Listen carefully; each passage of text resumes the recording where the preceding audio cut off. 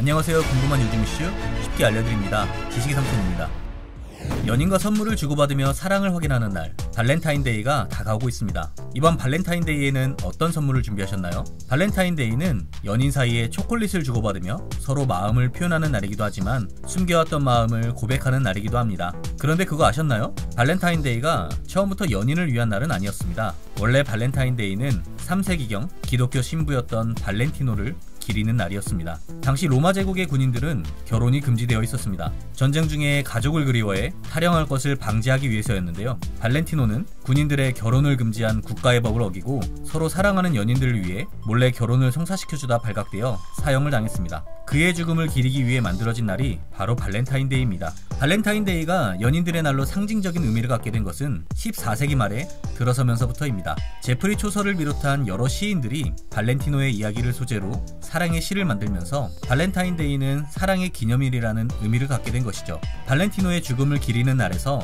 연인을 위한 기념일로 변한 발렌타인데이는 19세기에 미국으로 전파됐고 20세기 초에 일본을 통해 동양권으로 전파되기 시작했습니다. 일본인들에게 서구의 풍습 정도로 받아들여지던 발렌타인데이는 2차 대전 이후 전후 혼란이 수습되면서 본격적으로 유행하기 시작했습니다. 일본에서 발렌타인데이의 유행을 선도한 것은 바로 제과회사입니다. 여기서부터는 많이들 알고 있는 스토리일 텐데요. 1960년 일본의 모리나가 제과가 발렌타인데이에 여자들이 좋아하는 남자에게 초콜릿을 주며 사랑을 고백하는 날이라는 마케팅을 시작한 것입니다. 사실 이전에도 발렌타인데이에 초콜릿을 주는 문화를 만들려는 시도는 몇 번 있었습니다. 가장 먼저 마케팅을 시작한 것은 영국의 초콜릿 회사 캐드버리입니다. 캐드버리는 1861년 발렌타인데이에 초콜릿을 선물하는 광고를 기획했지만 크게 흥행하지는 못했습니다. 여기에서 착안해 1936년 일본 고베의 모조루프 제과에서도 고마운 사람에게 초콜릿을 전하자라는 마케팅을 시작했지만 이 역시 크게 호응을 얻지 못했습니다. 흥행하지 못한 두 번의 마케팅과 달리 모리나가의 고백 마케팅이 성공한 이유는 무엇일까요? 성공 원인은 시대적 배경에서 찾아볼 수 있습니다.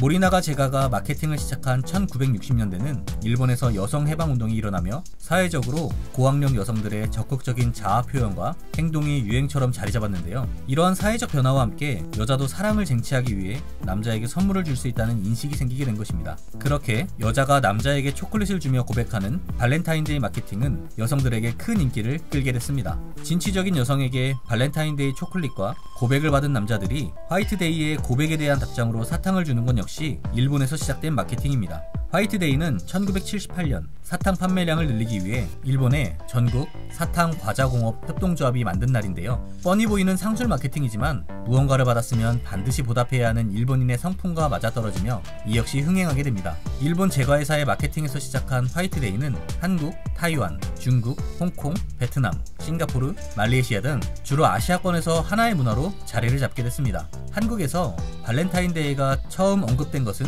1970년대입니다. 크리스마스와 같은 해외 기념일 정도로 알려지기 시작한 발렌타인데이는 1980년대 대형 제과점에서 발렌타인 초콜릿을 판매하기 시작하며 대중적인 기념일로 자리 잡게 됐습니다. 한국의 발렌타인데이 역시 일본과 마찬가지로 여성들에게 큰 인기를 끌었는데요. 초콜릿 판매량의 95%가 여성 소비자로 도입 초기에는 여자들이 남자에게 초콜릿을 선물하는 기념일로 여겨지며 덩달아 화이트데이 역시 연인 사이에 꼭 챙겨야 하는 기념일로 자리 잡았습니다. 발렌타인데이에 초콜릿을 선물하는 문화는 일본에서 만든 것이라는 인식이 있지만 영미권에도 발렌타인데이에 초콜릿을 주는 문화가 있습니다. 다만 차이점이 있다면 영미권에서 발렌타인데이 선물은 초콜릿으로만 국한되는 건 아니고 발렌타인데이에 주는 선물을 발렌타인즈라고 부르며 꽃, 향수, 보석 등을 선물하기도 합니다. 미국의 발렌타인데이는 남자와 여자를 막론하고 연인끼리 선물을 주고받는 날로 기념하고 있습니다. 또한 미국의 발렌타인데이는 가족, 직장 동료, 친구들에게 그동안 감사했던 마음을 표현하는 날이기도 한데요. 직접 만든 초콜릿이나 케이크를 이웃에게 선물하며 감사의 마음을 전하기도 합니다. 프랑스의 발렌타인데이는 연인들이 꼭 챙겨야 하는 기념일은 아닙니다. 하지만 최근 들어 연인이 서로 선물을 주고받는 날로 의미가 확대되고 있는데요. 특히 꽃다발을 많이 주고받는데 발렌타인데이 당일의 꽃 판매량이 프랑스의 연간 꽃 판매량의 4분의 1을 차지할 정도라고 하네요. 필리핀의 발렌타인데이는 특별한 날입니다. 이날만큼은 필리핀 여자들이 여왕이 될 수 있는 날이기 때문입니다. 또 축제를 좋아하는 민족성과 맞물려 발렌타인데이도 성대하게 보냅니다. 발렌타인데이를 전후로 약 2주간 축제를 열고 연인들은 선물을 주고받습니다. 발렌타인데이를 보내는 모습은 각기 다르지만 사랑하는 사람을 위해 특별한 선물을 준비한다는 마음은 같습니다. 다가오는 발렌타인데이, 소중한 사람들과 특별한 시간을 보내길 바랍니다. 오늘 영상은 여기까지입니다.